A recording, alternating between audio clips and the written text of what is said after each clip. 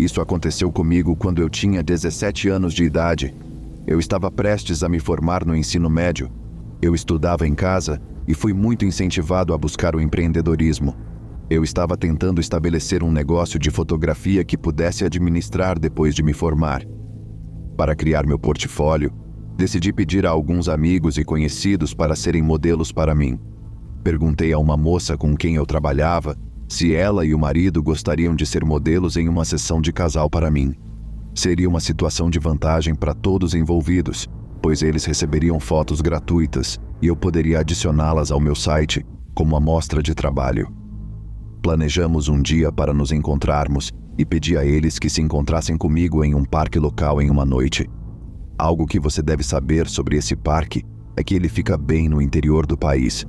O parque tem campos de futebol, campos de beisebol, um campo de golfe e trilhas para caminhada. Portanto, fica em um terreno grande e bastante isolado. A única casa com vista para o parque é a casa do zelador, do outro lado da rua da entrada. A menos que haja um evento ou um fim de semana, geralmente não há muitas pessoas no local. Eu me senti bastante confiante em encontrar o casal lá, pois estava planejando chegar apenas 15 minutos antes para me preparar, portanto não ficaria sozinho por muito tempo. O parque tem uma entrada pela qual você pode dirigir por uma estrada até o estacionamento para chegar a todos os campos esportivos, ao playground e à lagoa. A parte da frente do parque tem uma grande faixa gramada, que era onde eu estava planejando tirar minhas fotos. Contornei a entrada e entrei em uma pequena seção de terra na frente do parque e comecei a descarregar todos os meus acessórios. Sempre me ensinaram a ser uma pessoa cautelosa, especialmente quando jovem. Então dei uma olhada rápida para ver se havia alguém no parque. Vi um carro no estacionamento e 2 rapazes jogando bola no campo de beisebol, junto com seu pitbull. Do outro lado da rua, pude ver o zelador em seu quintal, o que me fez sentir muito melhor. Decidi que ficaria de olho e continuei a arrumar minhas coisas. De vez em quando, eu olhava para cima para ter certeza de que os 2 homens ainda estavam no campo de beisebol. Eu não tinha motivos para acreditar que eles iriam me incomodar, mas algo em meu instinto me dizia para ficar de olho. O casal que eu estava esperando parecia estar atrasado. Terminei minha preparação e olhei para cima para verificar os 2 rapazes. Para meu horror, eles haviam desaparecido. O carro ainda estava lá, mas os homens e o cachorro não estavam à vista. Havia uma pequena colina à minha frente que bloqueava parte da entrada do parque, então pensei que talvez eles tivessem decidido caminhar por uma das trilhas naturais. Mas, mais uma vez, aquela sensação em meu estômago me dizia que algo estava errado. Olhei para a casa do zelador e ele havia voltado para dentro. Não consegui levar tudo de volta para o carro rapidamente, então peguei meu equipamento fotográfico e entrei no carro. Tranquei as portas, liguei a ignição e peguei meu celular. Literalmente, assim que me acomodei no carro, vi os 2 caras subindo a colina com o cachorro deles. Senti meu instinto se transformar em pânico. É preciso entender que não havia motivo para eles virem até onde eu estava. É literalmente apenas um quintal aberto e gramado. Se o cão precisasse se aliviar, havia muito lugar para isso na borda do bosque, ou na trilha natural, ou na caminhada até o lago, todos muito mais próximos deles do que onde eu estava. Eles contornaram meu local, e quando chegaram ao meu carro, um deles deu a volta pela frente, e o que estava segurando o cachorro na coleira deu a volta no meu carro. Quando pensei que tudo estava acabado, um deles apareceu de repente no meu vidro do lado do motorista. "Olá, senhorita." "Olá", respondo eu. "Pode sair um pouco para conversarmos?" "No momento não posso, já estou saindo." No seu olhar eu podia perceber que minha resposta não foi o que ele esperava. "Venha, saia logo, podemos nos divertir." Nesse momento esqueci de todos os meus equipamentos que estavam fora do carro. Liguei a ignição e me preparei para sair. Ele começa a socar o meu carro e vejo que o cara que estava com o cachorro está abaixado perto da linha das árvores só observando. Acelero com tudo e me mando dali. Liguei para a polícia e esperei eles chegarem no parque. Volto junto com eles para pegar minhas coisas, algumas quebradas e outras faltando. Conto a eles tudo, mas como não peguei a placa do carro, e naquela época não era comum ter câmeras de segurança, ficou por isso mesmo. Quando cheguei, Olhei para o meu celular com mais calma e vi que o casal que eu deveria encontrar aparentemente havia se esquecido e estava na praia. Essa foi minha primeira experiência de como pode ser assustador ser uma mulher sozinha na rua. Tive várias experiências desde então, mas essa foi a que mais me marcou porque tenho certeza absoluta de que aqueles caras tinham a intenção de me machucar. E que tipo de chance uma garota de 17 anos teria contra 2 homens adultos e um pitbull? Uma coisa é certa, nunca mais voltarei àquele parque sozinha.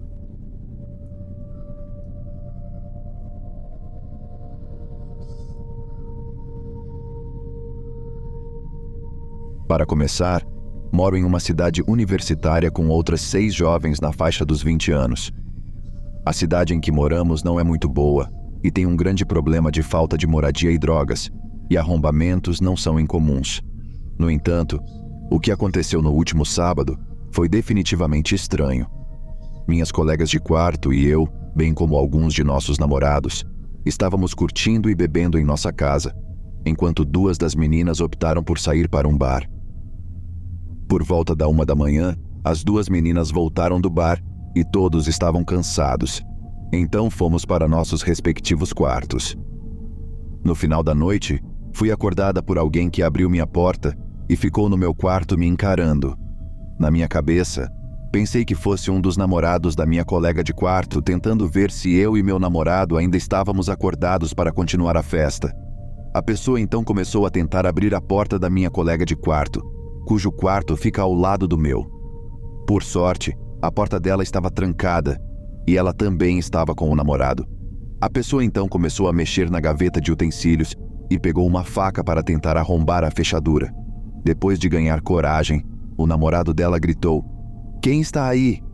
O que assustou o homem, que subiu as escadas correndo e saiu pela porta. A polícia foi chamada e fez uma busca e obviamente não encontrou nada. Eles nos disseram que arrombamentos são normais, o que já sabíamos. No entanto, o que torna todo esse cenário mais assustador é que ele não roubou nada. Meu telefone, bebidas alcoólicas e sapatos caros não foram tocados. Também suspeitamos que essa pessoa não estava sob efeito de drogas ou álcool, pois ele se movia muito silenciosa e deliberadamente. Ele conseguiu entrar porque as 2 garotas que voltaram do bar não trancaram a porta atrás delas.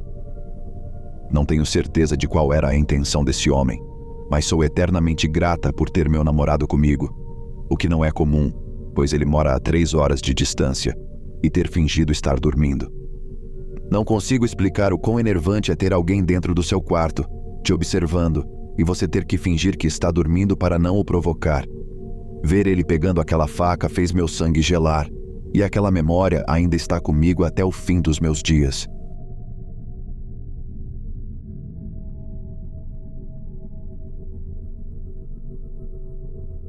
Quando eu tinha 20 e poucos anos, mudei-me para o sul da Califórnia com minha tia. Assim que consegui um emprego e uma renda estável, encontrei um apartamento super econômico por $350 por mês, mais as despesas com serviços públicos, o que foi o primeiro sinal de alerta, pois a Califórnia não é barata. Os outros moradores do apartamento eram um homem de 45 anos chamado Zach e uma mulher de 40 anos chamada Tina. Eles não eram um casal. Era um pouco difícil lidar com a Tina, muito obcecada por muitas coisas e nós nos evitávamos. Mas esta história é sobre Zach e seu amigo Mike, também de 45 anos. Mike e Zach eram amigos de infância e Mike morava no mesmo complexo de apartamentos que nós, portanto, ele aparecia muito. Sempre que eu chegava em casa do trabalho, eles estavam bebendo um copo de vodka e depois saíam. Eu realmente não pensava muito sobre isso. Eu não me sentia muito confortável com a situação de moradia, mas era barato. Eu estava na escola e tentei tirar o melhor proveito disso. Eu me dava bem com Zach na maior parte do tempo, se fosse só ele por perto. Mas Mike era uma bomba relógio. Aqui estão apenas alguns casos que foram piorando gradualmente com o tempo. O primeiro incidente, Zach me convidou para sair com Mike e outro amigo deles em um bar local a alguns quilômetros de distância. Eu estava à vontade com Zach e entrei no lado do passageiro da caminhonete. Não tive nenhuma interação negativa com ninguém até aquele momento. Mike ficou furioso no estacionamento do nosso complexo dizendo que eu era egoísta e que não tinha nada que estar no banco da frente porque não era a namorada de Zack, etc. Foi estranho porque um homem da mesma idade do meu pai estava fazendo birra por causa do banco do passageiro. Então eu simplesmente saí e voltei para o meu apartamento. Meu primeiro cheque de aluguel foi devolvido. Pedi desculpas ao Zack e descobri que meus cheques tinham errado o número da conta. Paguei em dinheiro e paguei a taxa do cheque devolvido e achei que estava tudo bem. Até que cheguei em casa uma noite e Mike estava em casa normalmente, mas começou a me interrogar por que eu não conseguia pagar o aluguel. Eu tinha apenas 22 anos na época e não queria ter problemas. Então pensei, pedi desculpas e resolvi o problema. Embora Mike não morasse no apartamento, ele não deixava isso para lá. Ele simplesmente gritava comigo dizendo que eu era preguiçosa, que deveria ser despejada e assim por diante. O iPhone 6 foi lançado nessa época e Mike comprou o celular. Ele me disse que me deixaria dar uma olhada no aparelho se eu o agradasse. Foi desconfortável e constrangedor. O que dizer a isso quando esse cara está sempre tentando gritar com você? Nós não éramos amigos e nunca tivemos uma boa convivência, então eu simplesmente mostrei o dedo do meio e fiquei tipo, você só pode estar brincando. E fui para o meu quarto. Também é importante observar que Mike e Zack tinham 2 condenações por dirigir embriagados. Zack era professor de escola e acabou sendo demitido por causa da embriaguez. Entretanto, ambos continuaram a beber excessivamente o tempo todo. Também tive que mandar fazer uma chave para a fechadura da porta do meu quarto, porque ele ficava muito violento e essa era a minha segurança. Muitas outras situações aconteceram, mas esta é a mais importante e é o ponto principal desta história. Zack e Mike saíram e pegaram um Uber para um bar local. Eu tinha chegado em casa e fui direto para o meu quarto, como sempre. Ouvi a porta da frente se abrir e Mike estava bêbado e gritando que havia perdido seu novo iPhone. Esse cara começou a bater na porta do meu quarto exigindo que eu o deixasse entrar, porque ele sabia que eu tinha esse celular.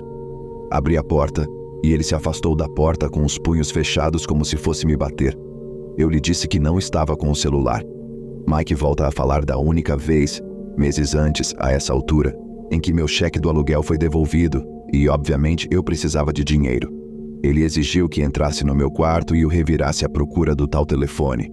Eu lhe disse que de jeito nenhum e fechei a porta. Mike começou a bater na minha porta e a tentar destrancá-la, ameaçando minha vida, dizendo que ia me violentar para que eu pudesse ter o que merecia por ser uma ladra e muitas outras coisas grosseiras e assustadoras. Ele me disse que se eu chamasse a polícia, ele me daria uma surra. Isso foi especialmente assustador porque minha tia era minha única família por perto e ela não me ajudava muito. Apenas me dizia para ser adulta e lidar com a situação. Além disso, eu realmente não tinha um sistema de apoio. Alguns dias depois, eu disse a Zack que me mudaria imediatamente e que não pagaria aluguel naquele mês. Então, do quarto escuro de Zack, Mike apareceu com um sorriso sinistro e assustador, dizendo, "Tchau", quase uma provocação. Corri para o meu quarto e tranquei a porta. Pude ouvir Zack culpando Mike por eu ter saído de casa, e Mike continuou a me xingar e a perguntar como eu tinha dinheiro para me mudar. O iPhone foi encontrado, para quem estiver curioso. Ele havia caído do bolso no Uber em que ele estava. Mas, obviamente, o primeiro passo para encontrar o iPhone foi me dar uma bronca em vez de ligar para o motorista do Uber. Isso foi há quase uma década, e não sei o que aconteceu com essa dupla, mas desejo a eles apenas o pior.